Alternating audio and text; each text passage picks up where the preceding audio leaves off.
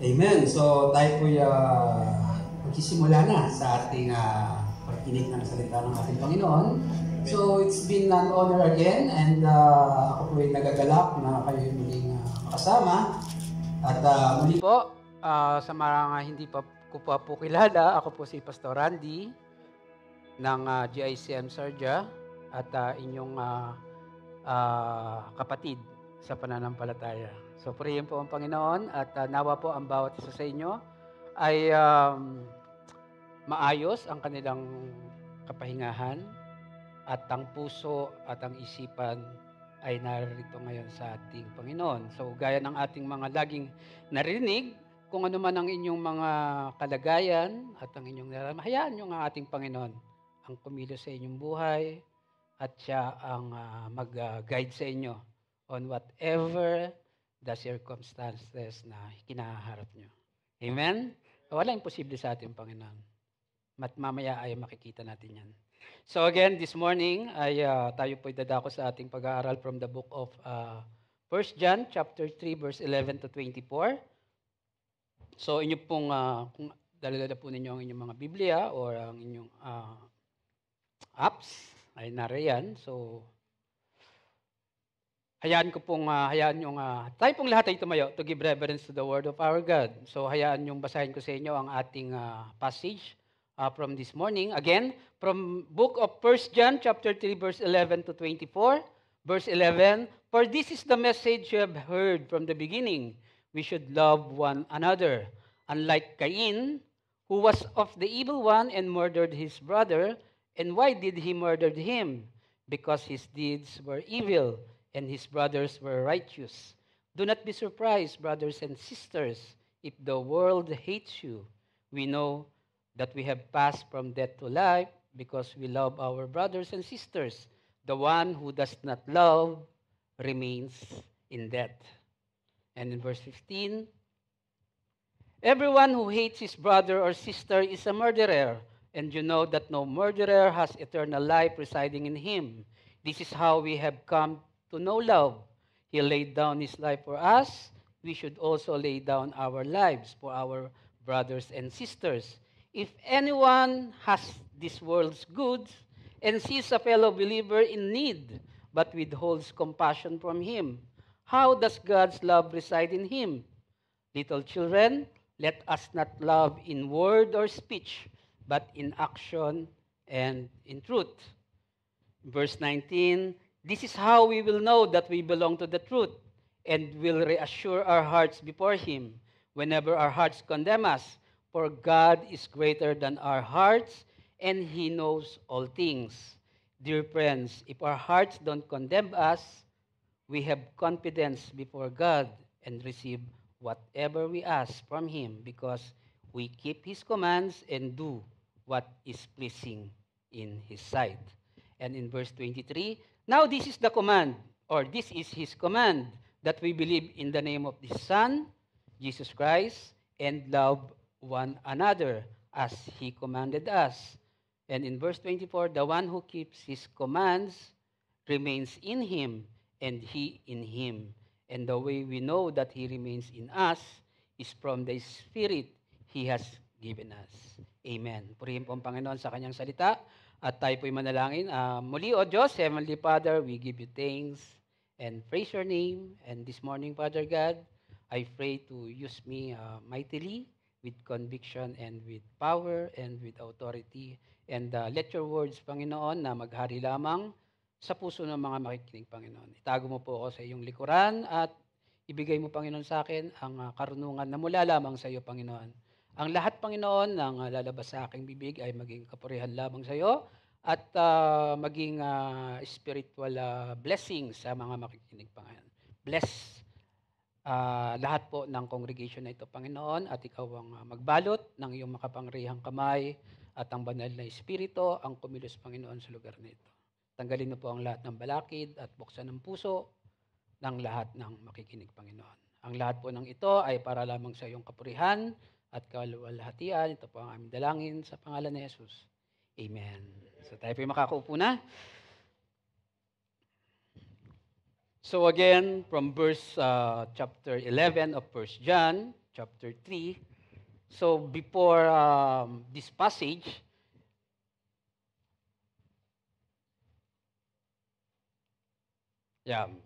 before this passage, these are the words with which John finished after saying the passage from verse 10. In 1 John chapter 3 verse 10, ang sabi niya, whoever does not do what is right is not of God, especially the one who does not love his brother or sister. So yan po, diyan nagsimula yung binasa nating passage sa verse 10. So ang sabi niya, whoever does not do what is right is not of God. So in other words, a believer will seek to live according to God's ways. Amen? Ang mga mananampalataya daw, ang hahanapin nila is yung gawaing makadiyos. They may fail or we may fail. Sometimes, sabi nga, miserably. O sa Tagalog o sa kasabihang kanto, maaari tayong matapilok at mahulog sa bangi. Mahulog sa, diretso saan daw? Sa banga. O diretso sa balon.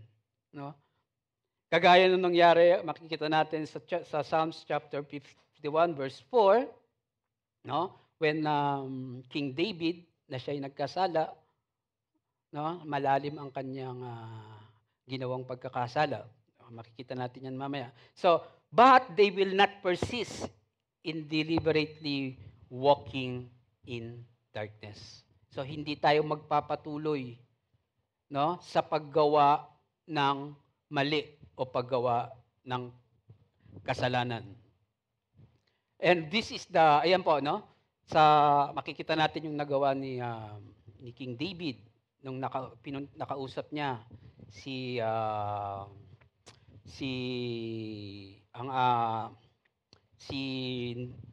Prophet Nathan, nung kinunde na siya sa kanyang ginawa kay Bathsheba. Sabi nga kasi makakagawa tayo ng kasalanan. So this is the general position of the Bible. And John's letter supports that notion. At the same time, tandaan natin ang audience ni Apostle John dito sa kanyang sulat ay mga Christian believer. Kaya sinasabi niya, posible ang mga Kristiyano na magkasala. Tayo'y magkakasala pa rin. And all sin involves, sabi nga, rejecting God in favor of Satan. That is sin. Kung bibigyan natin ng kahulugan. Sin involves rejecting God in favor of Satan. So, this does not mean, hindi naman to kahulugan ang ating salvation ay mawawala. It does mean that certain attitude o yung mga lagi nating ginagawa, ay magiging excuse natin tayong mga Kristiyano. Hindi po to isang excuse. A person who does not love other believers fails to show the primary sign of faith. Ano ang primary sign na yan? Love. Ito yung physical na manifestation na may papakita ang ating pananampalataya. Sabi nga, di ba, ni Apostle Paul, we have love, we have faith, we have hope, we have love. But the greatest of this is love. So, the primary sign of faith is love. Gaya ng sabi sa John chapter 13, verse 35. So, believers are brothers and sisters in Christ and are children of God. At ano ang top goals ng isang believer? Ang kanyang top goals are to fully love God and to love one's neighbor as oneself. Gaya ng sinabi ng ating Panginoon sa Matthew chapter 22 verse 37, yung kanyang command. This is our top goals as a believer. Fully love God and love one's neighbor as ourselves. So, those who show no desire to love others, especially their fellow believers, ano ang masasabi natin sa kanila? Cannot truly claim to be a child of God. Dahil ito lang naman ang top goals natin. Dalawa lang. Fully love God and love others. Love our neighbors. So we cannot claim to be a child of God kung itong dalawang command na to ay hindi natin masunod. So this statement is all about loving our brothers and sisters. At ngayon naririto tayo, and this is John's, yung kanyang introduction, no, sa verse 11, pa-click po. Yung kanyang introduction sa verse 11, para sa ating passage today. For this is the message you have heard from the beginning. We should love one another. So our today's title sermon is Loving Greatly. Sabi nga natin, di ba? Love ang Diyos, ang siyang unang nagmahal sa atin. Ipinakita niya ang tunay na pagmamahal sa atin. So, we should love greatly. So today, let us talk about a little bit about love. Hindi to month ng February. Love, hindi lang ito tinuteach o hindi lang itinuturo kapag month of love. No? Ito ay tinuturo mostly, dapat palagi. Dahil iyan, sabi nga, ayan ang manifestation ng ating pananampalataya, ang pagmamahal. Now, have you ever had someone compare you to someone or to whom you really did not want to be compared? May mga nagko-compare na ba sa inyo? Naranasan nyo na yon? Ikaw, ang ugali mo para kang si ganito. Ikaw, para kang si ganyan. No? O kino-compare natin yung ibang tao, lalo na yung mga boss natin. Ayan na naman si Hitler, parating na. No? Or ayan na naman si parating na. Kino-compare natin o kino-compare nila tayo kung kanino man natin. No? Nakikita nila. Ang pinakamadalas naririnig natin, na ayaw natin marinig, na kapag naririnig natin, medyo naiirita tayo. No? Kapag sinabi sa atin, alam mo yung ugali mo para kang tatay mo. Narinig nyo na yun? No? Tapos maiirita kayo. Hindi nyo alam kung bakit. Wala sa isip nyo, tatay nyo pala yun. Pero, di ba, pag yung ugali mo para kang tatay mo na, nagiging yung ugali mo. No? Hindi mo alam, naiirita ka. Hindi ako. No? We're acting someone na ayaw natin, no? So, kinukumpara tayo. So, in today's our passage, John gives a terrible comparison for a certain behavior. One which you will definitely want to avoid, but one from which we should learn. So, this morning po, we are going to look at 4 aspects of love that comes from this passage. So, una, we should love.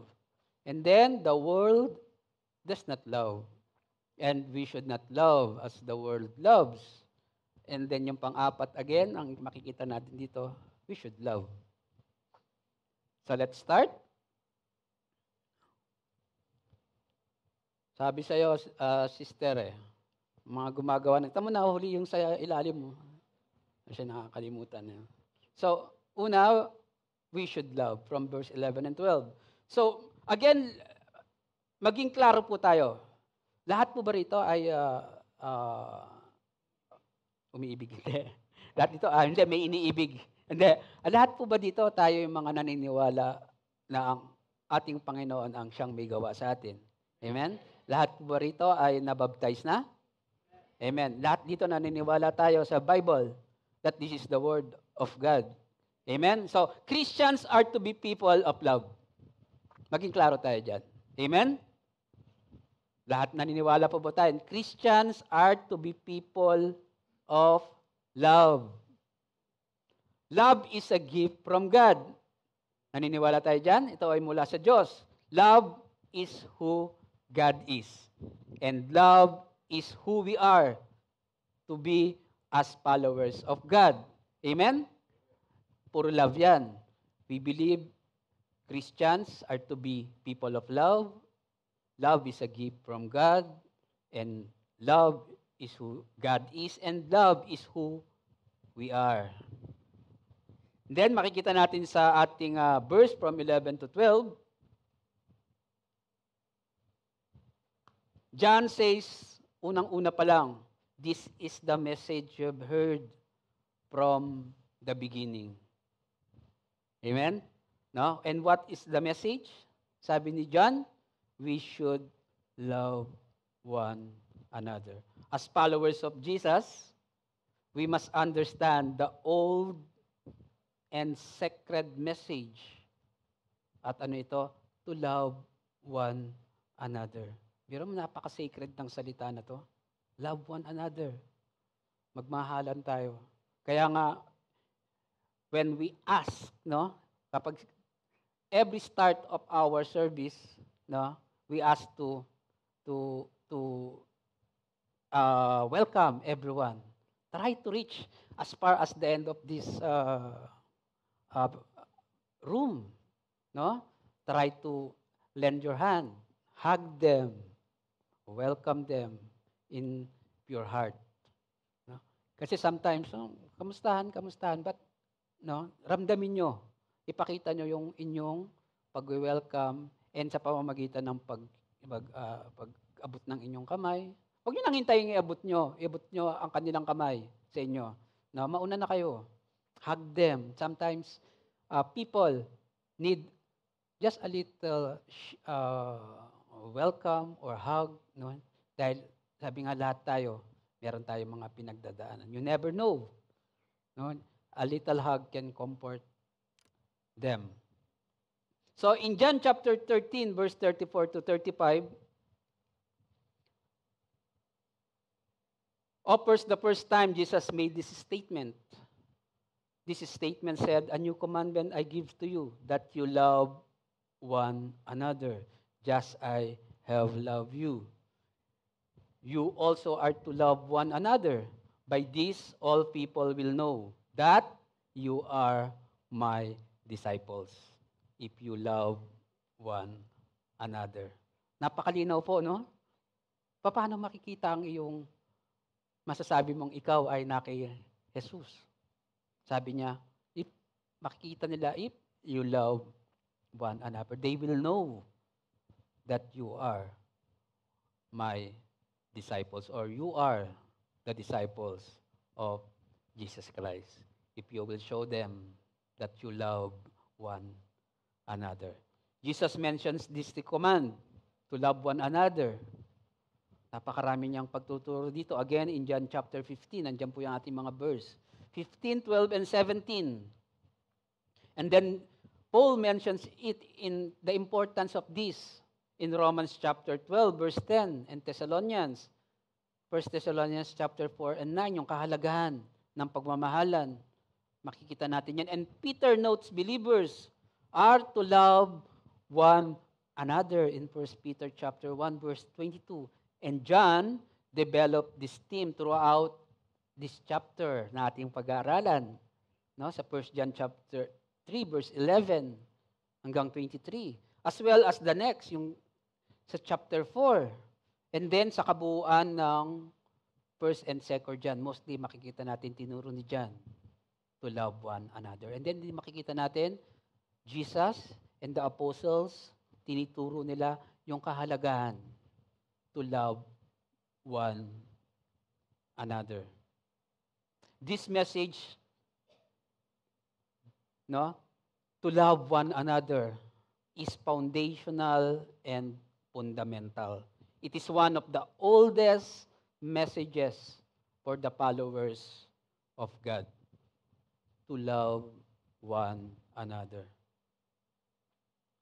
Then John gives us a picture in verse 12 of what we should avoid doing. Anong sabi niyan? This is how we should not act like Cain. We should love instead of being like Cain. Kilala niyo siya, di ba? In contrast with loving one another, in verse 11, John brings up the example of the first murderer. So sila yung unang tao sa earth, di ba? So si Cain ang nasa Guinness Book World of Record. No? the first murderer. So Cain recognized God in Genesis chapter 4. Makikita natin, kilala niya ang Panginoon, but did not follow Him. Instead, ano ang ginawa niya? Ano ang ipinakita niya? He did not love God by killing his brother. Hatred for one's brother, spiritually speaking, was already condemned as satanic in John chapter 2, verse 9. Yeah, 1 John. The one who says he is in the light but hates his brother or sister is in the darkness until now. Hates pa lang yan, ha? No, hindi yung ano lang, yung ayaw nyo lang sa kanya. No? Ipinapakita na diyan that he is still in the darkness. So pinatay niya yung kanyang kapatid. So there is no sin which a Christian is not somehow capable. Gaya na sabi natin, capable tayo sa lahat ng klase ng kasalanan. Kaya natin gawin yan. But, ang sinasabi dito, those who persist, yan, those who persist in walking in darkness cannot reasonably be considered saved. Tama? Meron tayong pag-aaral, sabi nila, okay, once saved, always saved. No? Ayun ang laging sinasabi. Yan nakalagay sa Bible, once saved, always saved. But ano ang sinasang tinuturo dito? Those who persist in walking in darkness, siguro naman, reasonably, pwede silang hindi considered na saved. Amen? Sabi nga, capable tayo na magkasala. But if you persist in walking in darkness, so mako-consider mo ba yung sarili mo? O mako-consider mo ba na tawagin kang saved? Kahiyaan naman yun sa ating Panginoon. Kapala na ng mukha nun. Di ba? So again, they were brothers, yet anong ginawa ni Cain? Driven by lack of love, killed his brother. John uses this contrast to show the difference between attitudes motivated by God and those motivated by Satan. So, hatred for the good that others do is absolutely evil and a sign of someone lacking fellowship with Christ. Tandaan natin yan. Muli, hatred for the good that others do is absolutely evil and a sign of someone lacking fellowship with God. Malimitan natin naririnig ito. Ikaw naman sasabihin sa iyong ganun. Hindi mo man lang inisip ang iyong sarili. Lagi mong inuuna ang ibang tao. Bakit? Kasalanan ba yung tumulong? But they condemn you. Tama? No? Or, sinasabi nila, isipin mo naman ang iyong sarili. No? Gawa ka ng gawa ng kung ano ng bagay sa kapwa mo. No? Parang sinasabi nila na parang ang pinapamukha sa iyo, no? Yung ginagawa mo ay hindi maganda. But the thing is, tingnan natin, no? Kapag ginagawa mo to sa isang kapwa, ito ang nagbibigay ng sign, no? That you have a lack of fellowship with Christ. So church, makinig po tayo. We are to be people of love. Don't be like Cain. No? Be like Jesus. Learn to love. Tandaan natin, maliit o malaking kasalanan, yan ay may kaparusahan. And sabi nga, mangupit ka o pumatay ka, i-judge ka. Depending, no, sa iyong ginawang kasalanan. Parehas lang yun. No? So, it's the same. No? Hatred equals to murderer equals to judgment. So when you hate your brothers and sisters, so it's like you murdered. So you will be to judge. Judge ka pa rin. So, be like Jesus. learn to love. So next, we learn that the world does not love in verse 13 to 14. Now you might say, sasabihin nyo, Pastor, no, not many people show me love. Hindi naman lahat nagpapakita sa akin ng pagmamahal. Why should I love other people? Tama nga naman, no? That's true. The world is not very loving. However, our love for other people is not conditioned upon whether or not they love us.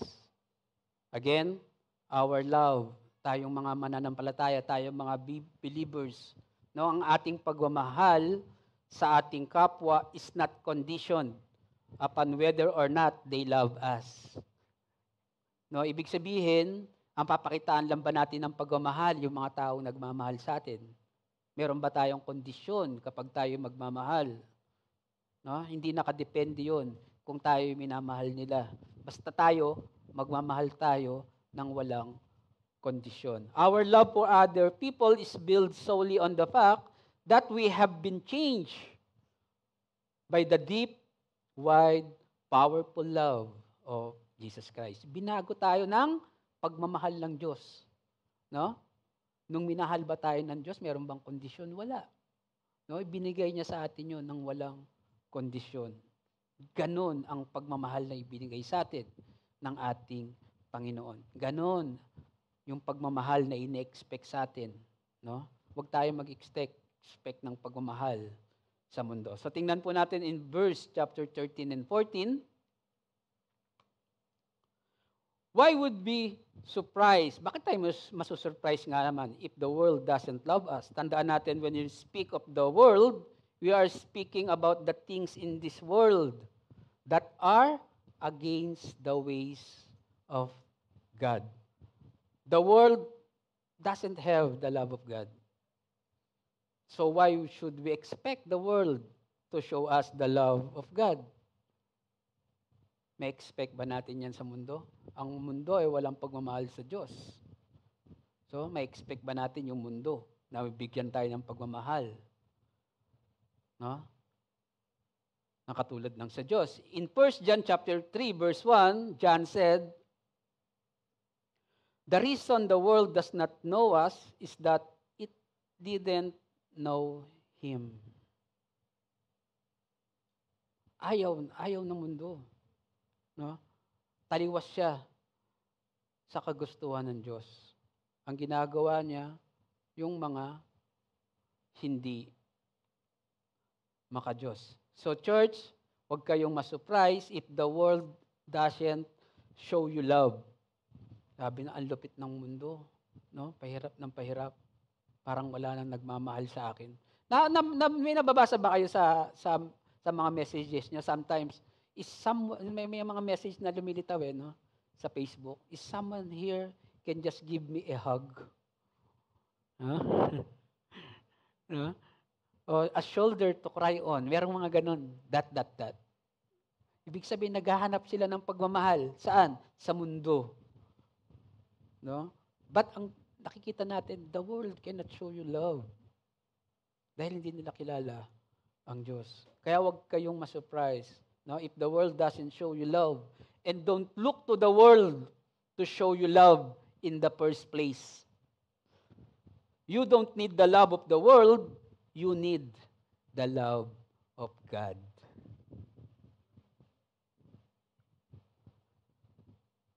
The love of the world tandaan natin, the love of the world cannot bring you from death to life. Sabi nga dyan sa verse natin. The love of the world cannot break your slavery to sin.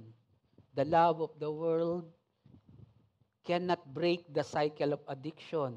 Or the love of the world cannot break your brokenness.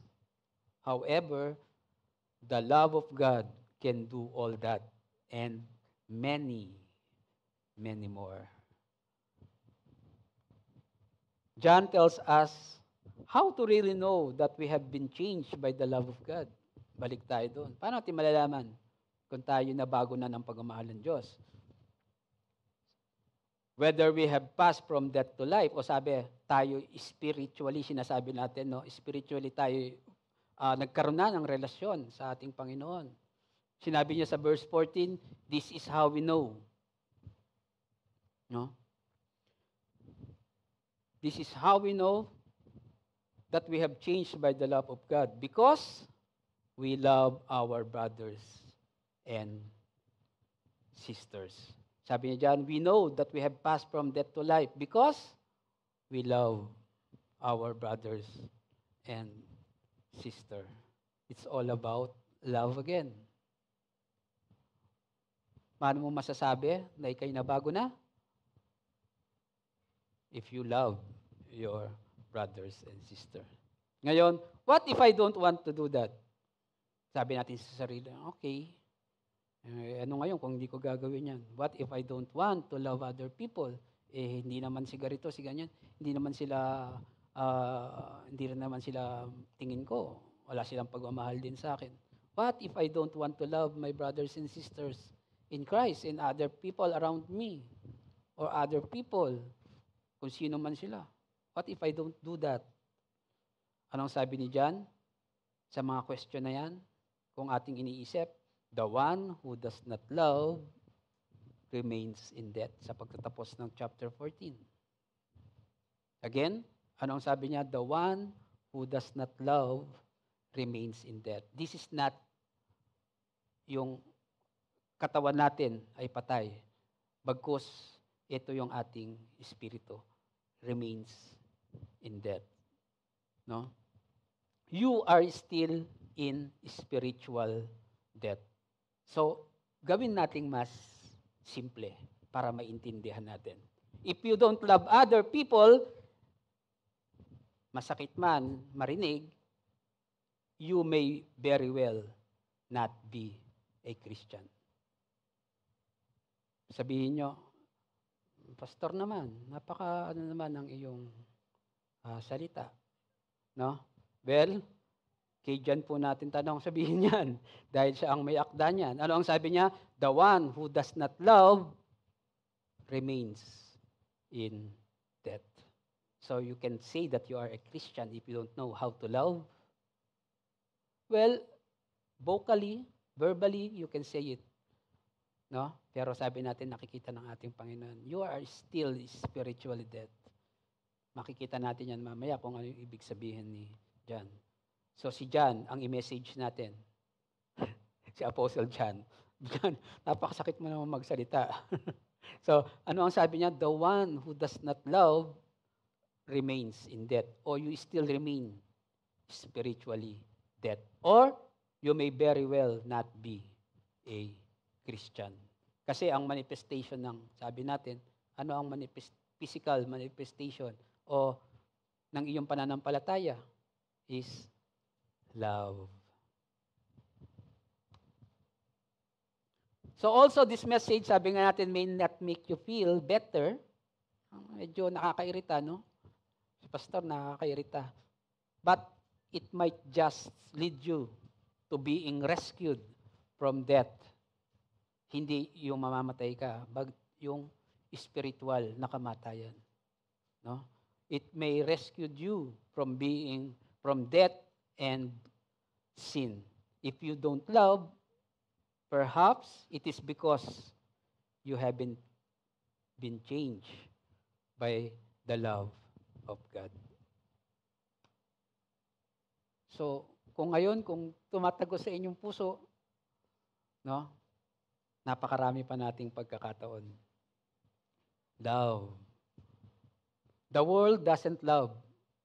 When we don't love, we are not being like Jesus. We're being like the world or the ways of the world. Yun lang yung pagmamahal na nakikita natin. And the next, in number 3, hindi natin naguhitan. Sa ating pong pangatlo, we should not love as the world loves, in verse 15 to 18. Alam nyo, the world thinks that it knows what love is. Lagi natin nakikita yan. Yes, they may know. Because of God's grace, no, na ibinigay niya, na ipinakita niya to everyone on the earth. No? peace on earth.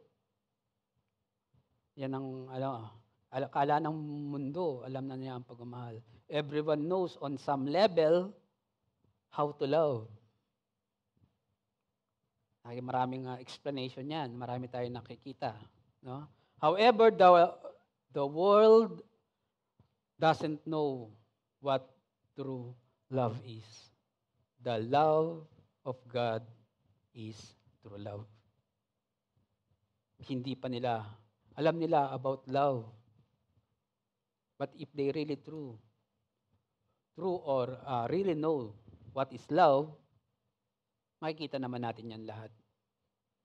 But at some level lang yung alam nilang pagmamahal.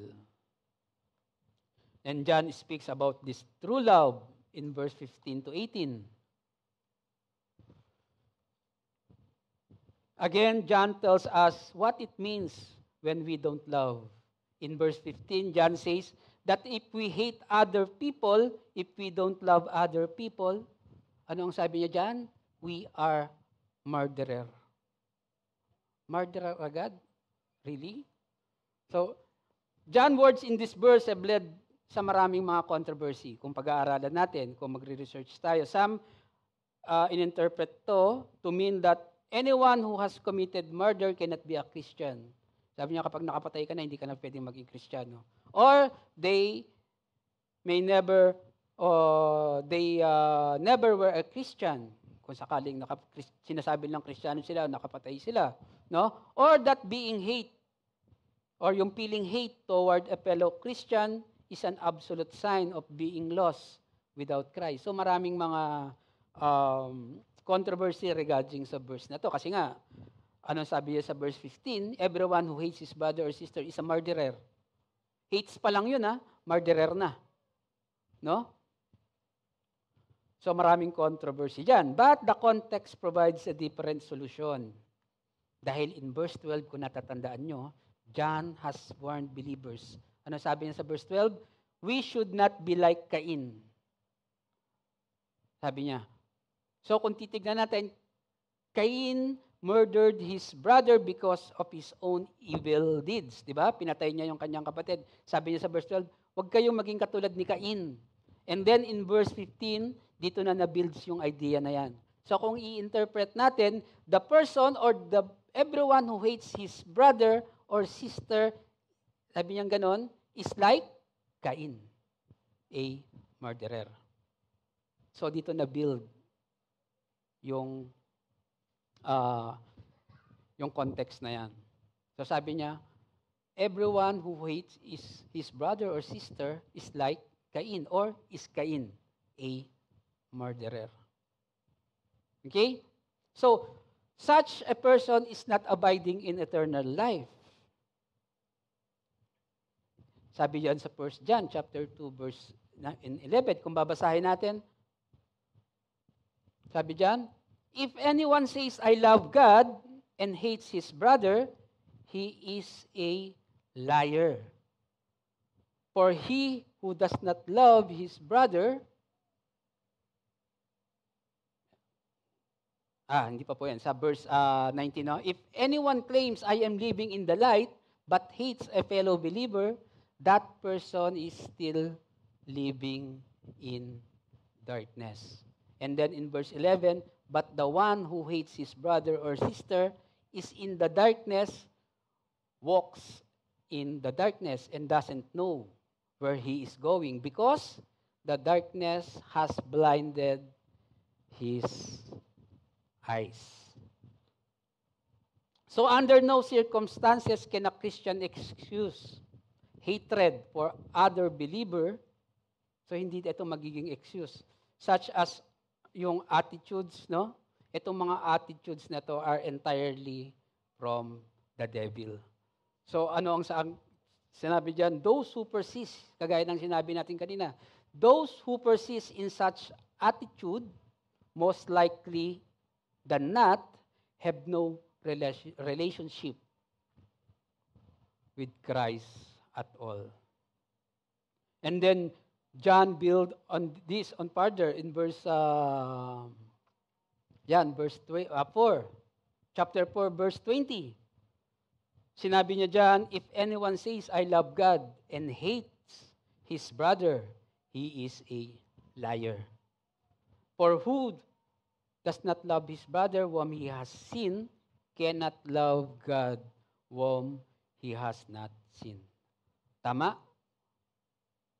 If anyone says, marami sa atin yan, marami tayo na nakikinig, I love God, no? I love Jesus Christ, no? And hates his brother, sabi ni John, he is a liar. No? Tama nga naman. Kung yung nakikita mo, hindi mo minamahal, hindi mo kayang mahalin, paano pa kaya? No, yung hindi mo nakikita. Paano mo siya mamahalin? Love is not merely a feeling. Hindi lang 'to isang yung iyong nararamdaman. It is a choice to act. Kailangan meron kang action. Hatred is always an act of disobedience to God. So don't be like the world. Don't hate others. Don't lack love so much that you are essentially a murderer. Kagaya ng sinabi ni John. No? If you hate your brother or sister, isa ka ng murderer. Don't be like Cain. Don't hate others. Don't lack love. John reminds us in verse 16,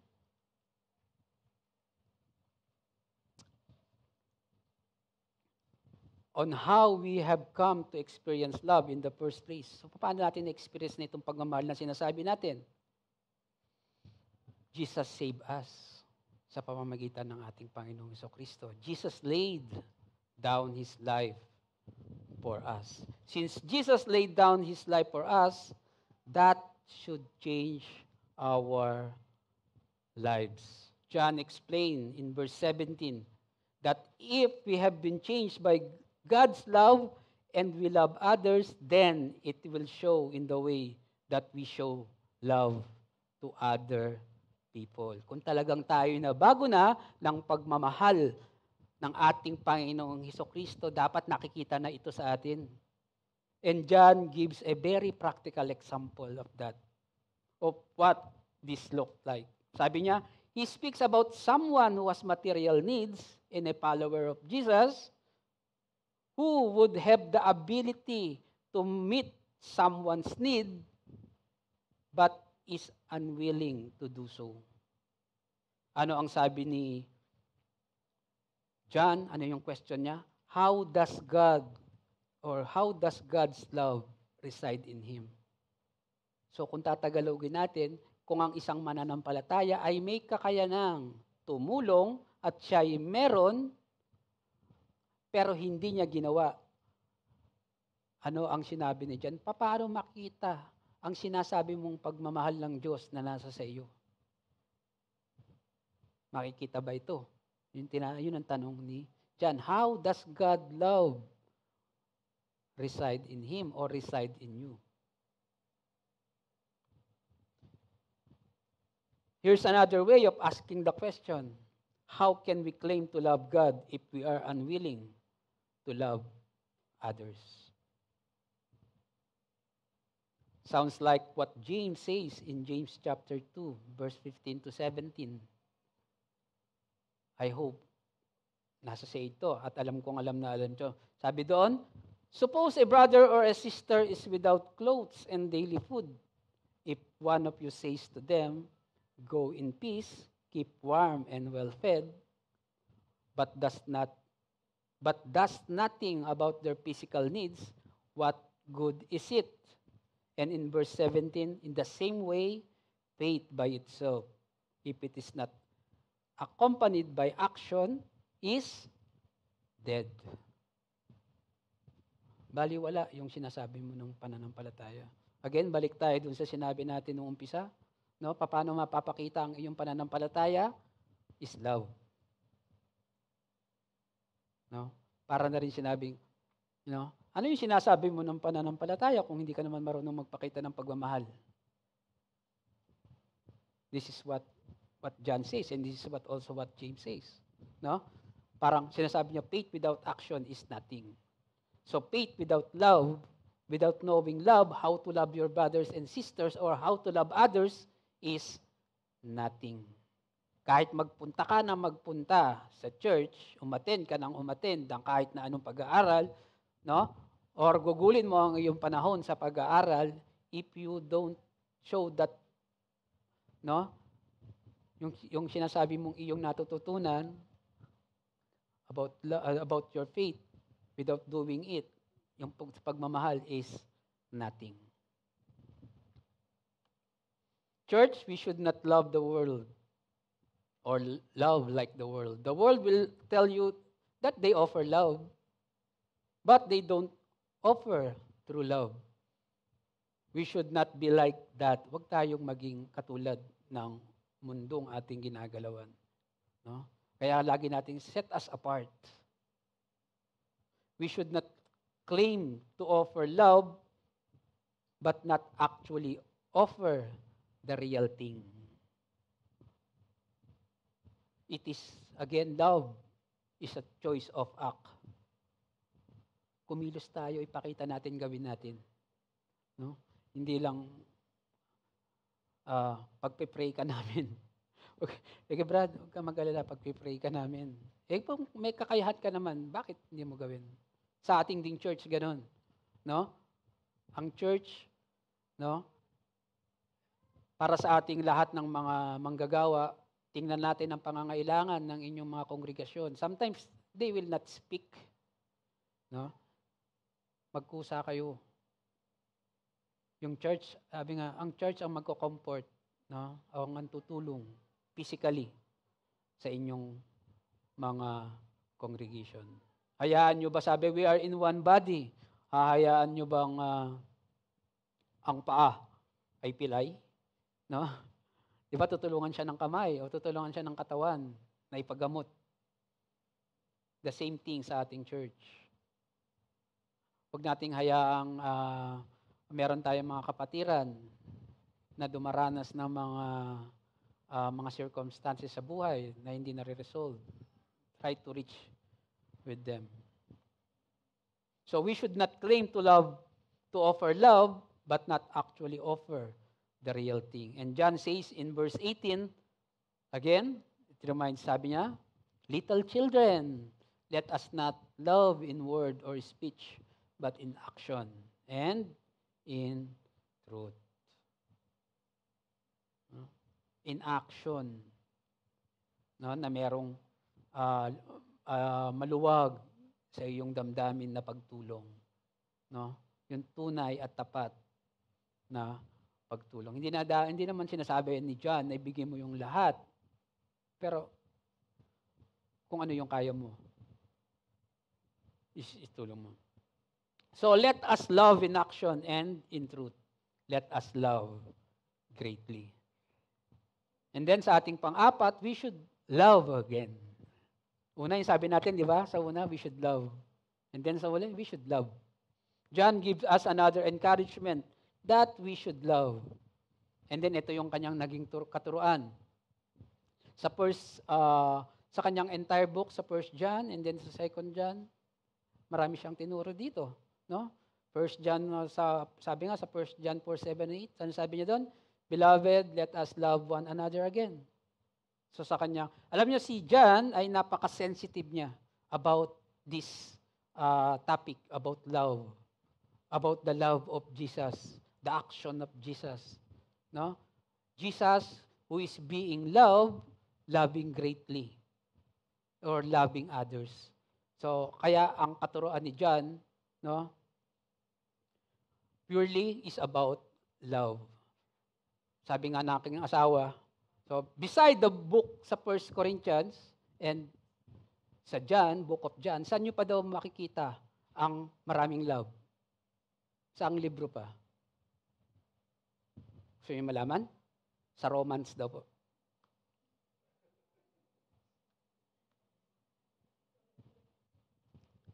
Sabi po, Sister Le.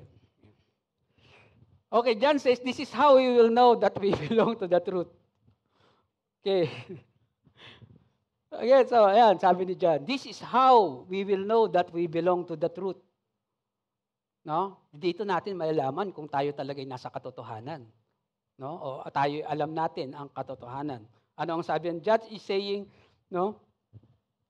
Ano ang sabi niya? John is saying that when we love others, this is how we know or we confirm that we belong to the truth. And it will reassure our hearts before Him. Of course, John is talking about reassuring our hearts before God.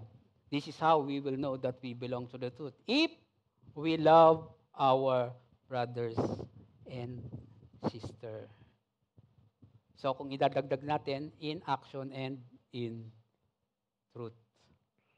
This particular verse reassures believers when they act in love or when we act in love, ito yung proof that we are abiding or belong to the truth in the life that Christ wants for us. Ito may ensure natin, no? That I am abiding or that I belong to the truth because I love my brothers and sisters. In verse 19 and 20, the focus is on conviction of sin. The believer will become convicted when he or she does something wrong. Bakit siya mako-convict? Because God lives in you. Kapag ikay nakagawa ng kasalanan, sabi nga, may konsensya, ako convict ka. Now, because God lives in you, no? Sa pamamagitan ng banal na espiritu na ibinigay niya. The Spirit is greater than our heart and knows everything. Alam niya kung ano ang nangyayari sa atin. So, kung tayo'y nakakagawa ng kasalanan, the Spirit convicts us of the wrong and causes us to desire to change, to live for God. Kaya kung tayo'y nakakagawa ng kasalanan, no, tayo nagkakaroon ng conviction at tayo hihingi kaagad ng kapatawaran. But again, iba yung sinasabi natin, persist, yung sa paggawa ng kasalanan. Ibang klase na yon. So in verse 21 and 22, when we have a clear conscience naman, sabi kanina sa 19 and 20, no, this is how we will know that we belong to the truth. No?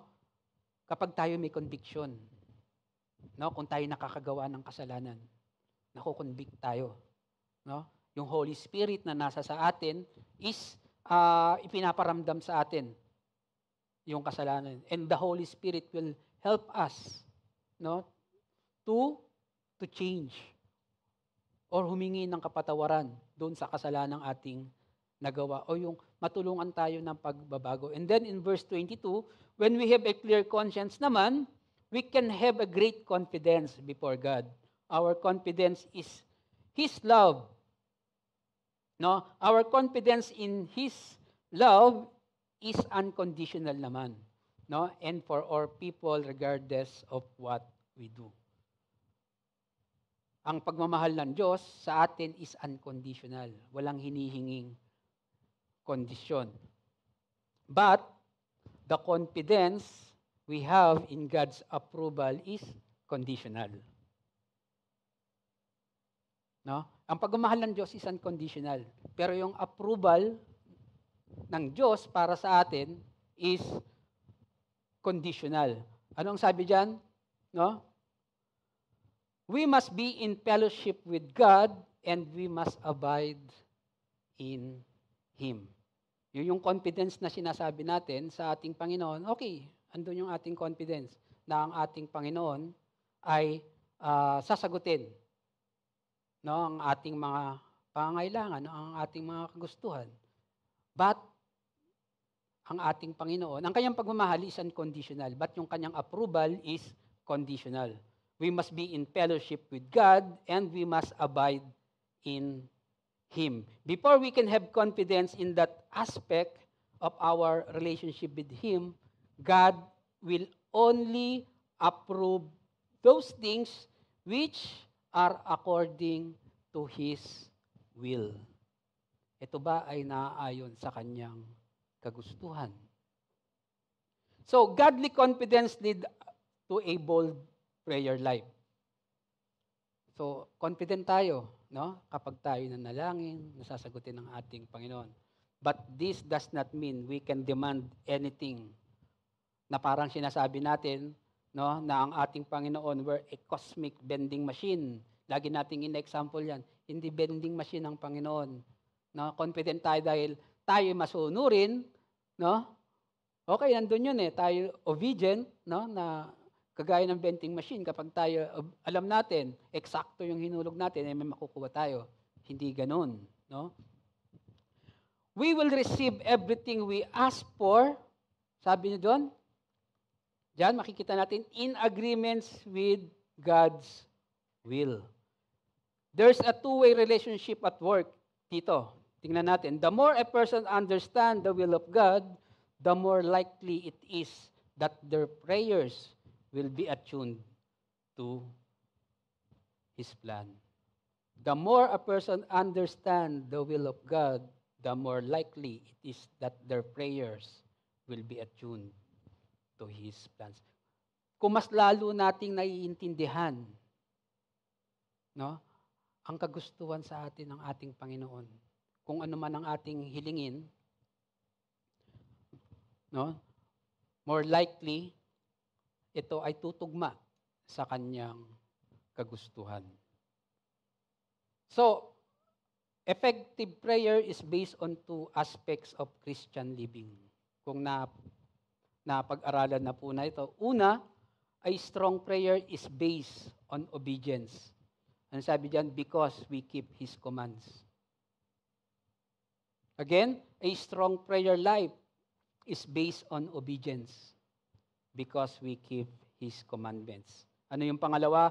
A strong prayer life is based on pleasing God. Or do what pleases Him. The believer who lives obediently can expect an exciting prayer life. So, dito natin makikita, no, ang ating bang panalangin. Paano ba niya sasagutin? No? Are we keeping His commandments? And then, are we pleasing Him sa ating mga gustong ipanalangin? Then we have a confidence, no, that our prayers is attuned to His plan, depending on His will. That is these two commands. So, receive whatever we ask from Him because, ano yung dalawa na yan? We keep His commands and do what is pleasing in His sight. Then you have a confidence, no, that He will receive or you will receive whatever you ask. Amen? So think about this. God uses this miracle of love that is within us to comfort us in our faith. Church, when you love others with godly love, it should give you confidence that you are, in fact, a true follower of Jesus and you have been changed by the love of Christ. Amazing, di po ba? Dito nyo mapapatunayan. Kapag may nagtanong, are you truly a follower of Jesus Christ? Yes, I am. No? Dahil na ipapakita nyo by your action, no? You're loving others with godly love. And that should give you confidence na ikaw ay isang tunay na anak ng Diyos, follower of Jesus Christ. At talagang ikaw ay nabago. Dito unang makikita yung pagbabago ng isang Kristiyano. Tama? Dahil, ikaw ay ano na ngayon, ibang-iba. Bakit may nasasabi ng mga tao ikay ibang-iba na? Dahil ba sa iyong mga kilos o mga gawa? No? Dahil nakikita nila sa iyo, no, yung katangian ng ating Panginoon, which is love. That's why nasasabi lang ikay na bago na. Dahil meron kang pagmamahal. Iba yung aura. No? Ang aura ang nakikita sa iyo. There's love within you. And then John then wraps up this passage in verse 23 and 24, which is napakaganda po. No, John makes it easy for us to understand why we should focus upon. Ano sabi ni John? At dito dapat kayo mag-focus. Anong sabi niya dyan? Now this is His command, that we believe in the name of His Son, Jesus Christ, and love one another as He commanded us. The one who keeps His commands remains in Him, and He in Him. John makes it easy for us to understand para maintindihan natin ito. Believe in Jesus and love one another. Simple lang po, di ba? Believe in Jesus and love one another.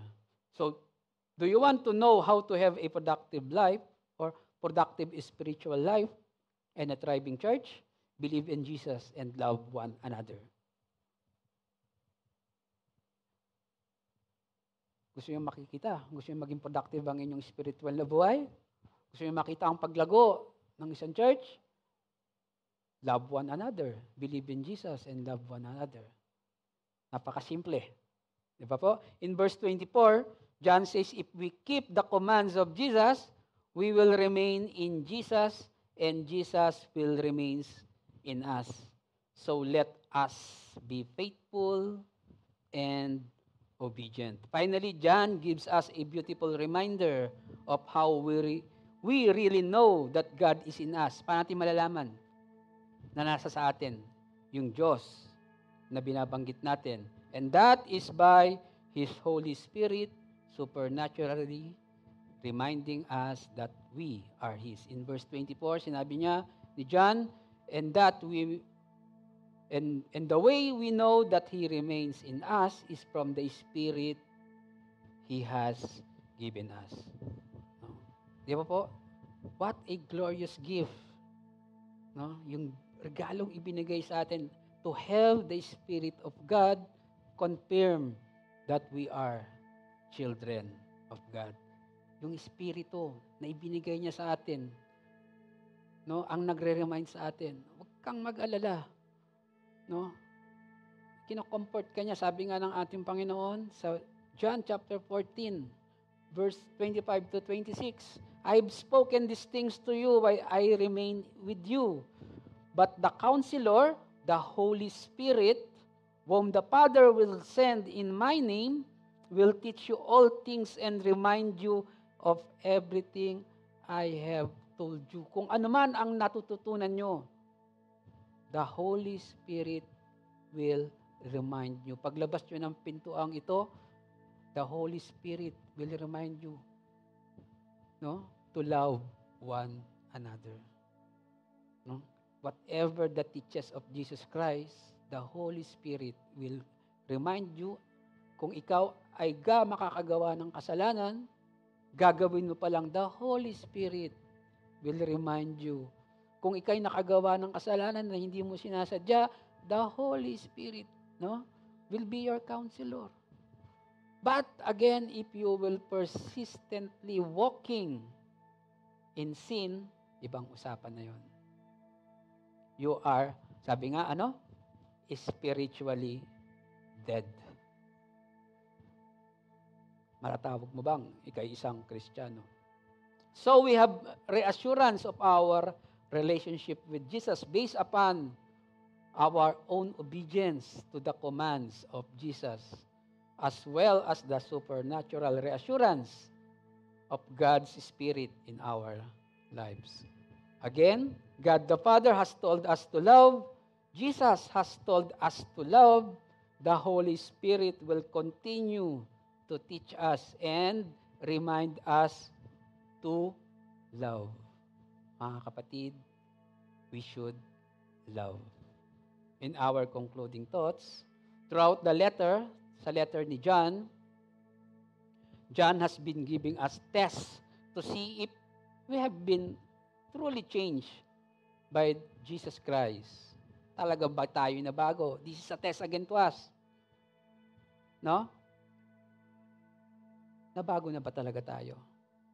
Ito yung kanyang tanong. Do you love other people? If you don't love other people, there's a problem. And our bottom line, The evidence of God's love, changing our lives, is the presence of God's love in our lives. The evidence of God's love, changing our lives, is the presence of God's love in our lives. Yung pagbabago. Is there godly love in your life? Well, good. You have probably been changed by God or by God's love. Kung wala, if there isn't godly love in your life, matigas, sabi nga, matigas pa rin ang inyong puso. Perhaps you haven't been changed by the God's love. Sa ating church, as a church, we exist to develop disciples who love God, love the church, and love others. This is we are continually teaching to everyone, no? Love one another, no? Be a disciple who truly love God. Then love your church and love others. Remember, don't just love a little bit. Pastor, magmamahal naman ako eh. But don't just love a little bit. Love greatly. Sabi ko, kung kaya mong ibigay, kung anong pagmamahal ang kaya mong ibigay, ibigay mo. Kung ano yung kaya mong pagmamahal na ipakita, ipakita mo. Don't just love greatly. In our closing, if you have been changed by the love of God, live as a person of love. Amen? You have been changed by the love of God. No? Paano ka ba binago ng Diyos? Dahil sa kanyang unconditional na pagmamahal. So, live as a person of love. Now, if you haven't been experienced the love of God, you don't know what you're missing. Amen? Yeah. Don't just love a little bit, love greatly. To God belongs all the glory and grace be with you.